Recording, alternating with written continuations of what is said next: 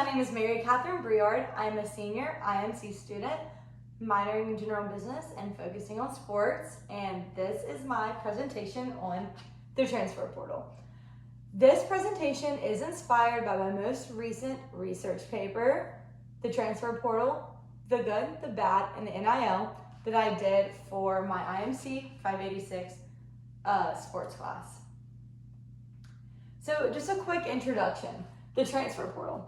The NCAA transfer portal was initially introduced in October of 2018 as a strategy to create a more compliant, efficient, and foolproof transfer process for collegiate student athletes across the nation. The subject of collegiate athletics and transferring institution has never been black and white, and the portal was put in place so the process would be easier for both athletes and coaches to navigate throughout. I believe that the transfer portal was created with only the best intentions in mind by the NCAA. But when you factor in the NIL, the portal is being taken advantage of and used almost maliciously by collegiate student athletes. There are many relevant trends to pay attention to when researching the portal. Some interesting statistics consist of the amount of division changes, the amount of athletes who never get picked up, and the growth of graduate students in the portal taking full advantage of missed opportunities from the coronavirus, or as some of us call it, taking advantage of their COVID year. My three main takeaways from my research. Number one, the NIL. I'm going to dive a little bit deeper into why I think the NIL and the portal, when put together, look like there's a lot of malicious intent from there. What about the NIL affects student athletes in their decisions to enter the portal? Another main takeaway is statistics. What transfer portal trends did I find the most interesting and why? And then, of course, the conclusion. What do I think the transfer portal will look like in the future and why? Very excited to touch on all three of these takeaways today in this presentation. The first, the NIL and the portal. There have been reports of 18-year-old high school athletes being bribed with millions of dollars in NIL deals. If someone heard this sentence 10 years ago, they would have laughed out loud. Now, this looks like it could be the reality of NCAA sports. And in order to get this under control, there needs to be a more black and white set of rules in place for both athletes and coaches. Countrywide, there are people speaking up about the problems that the NIL brings to the portal.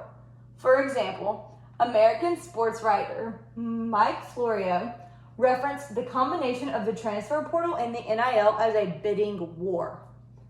It seems that some athletes are taking advantage of the portal and using it maliciously to see what university they can get the most NIL money from.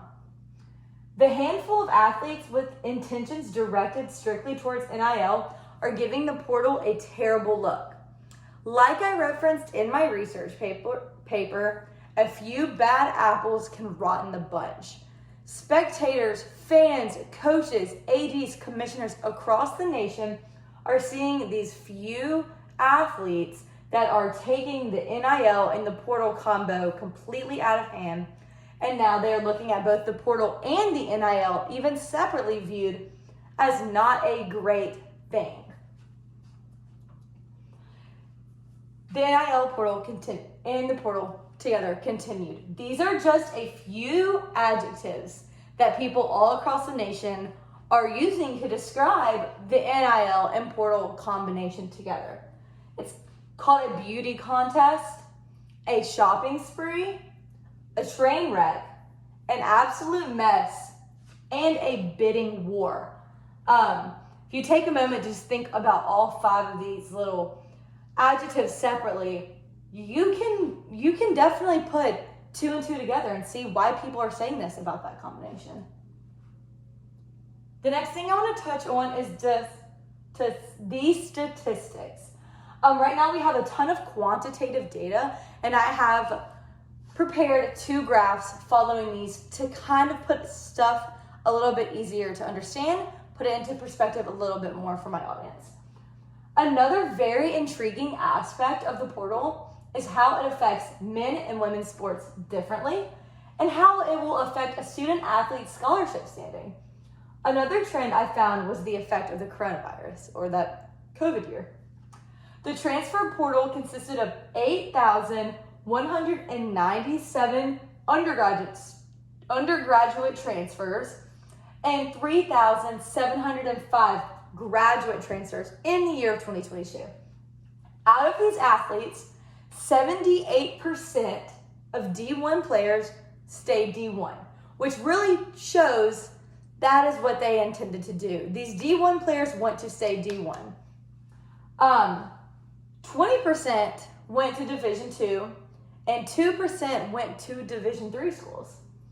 In football, 54% of the players entering the portal enrolled at a new school, and 65% of men's basketball players landed in a new school. On the women's side, however, we have 65% of basketball, 55% of soccer, and 55% of softball players finding themselves successfully transferred into a new program. These are just huge numbers.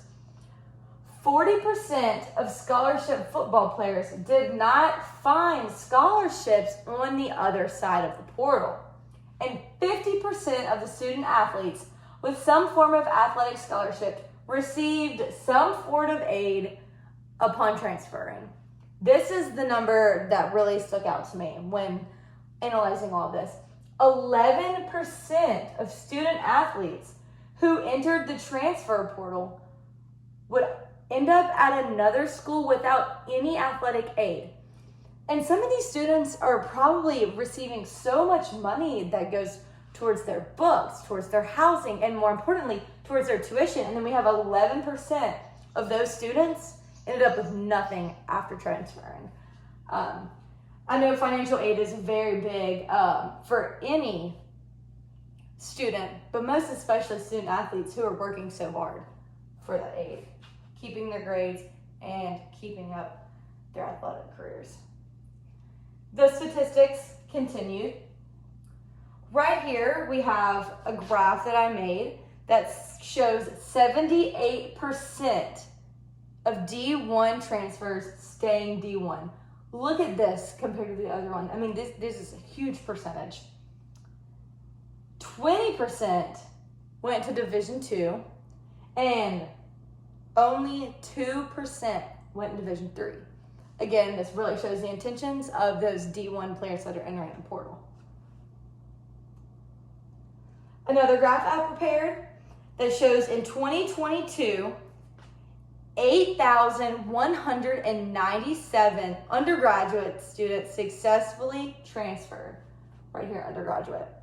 And 3,705 graduate students successfully transferred. And I know you're probably thinking, well, obviously, there's going to be more undergraduate than graduate. Yes, of course, but these graduate numbers are rising because these students are wanting to continue to play ball.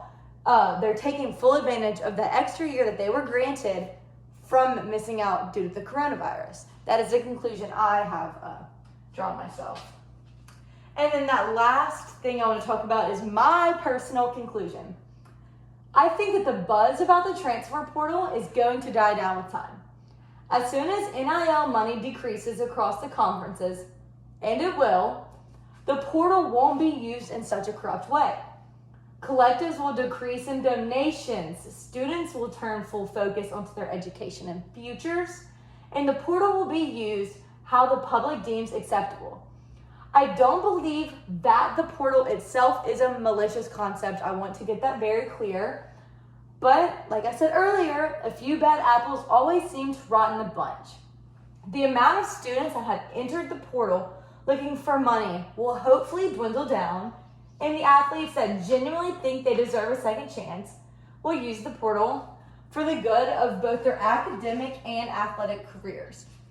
In my research paper, I touched on an example that hits close to home. My brother's best friend, Will Campbell, starts for the LSU Tigers as a true freshman. his freshman year roommate, Walker Howard, who now belongs to us, entered the transfer portal. Walker's dad played with the Tigers. He's wanted to be a Tiger since the day he could walk, similar to me. And he just really wanted a second chance. He did redshirt his freshman year, and we picked him up in the transfer portal. And I think his story is just a perfect, yes, of course there's NIL involved, but I think the second chance aspect of his story really hits home.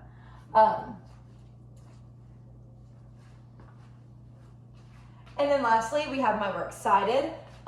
These links are used both in my presentation and in my research paper. A lot of them are straight from the NCAA when it comes to statistics, and a lot of them are a bunch of opinion pieces by very big name people all around the United States. I really hope that you enjoyed my presentation, and I hope that you learned a little bit more about what I had to say, what I think and what I found about the transfer portal, and how I think it all ties in together with the NIL when it is viewed as a bad thing. Thank you so much for your time.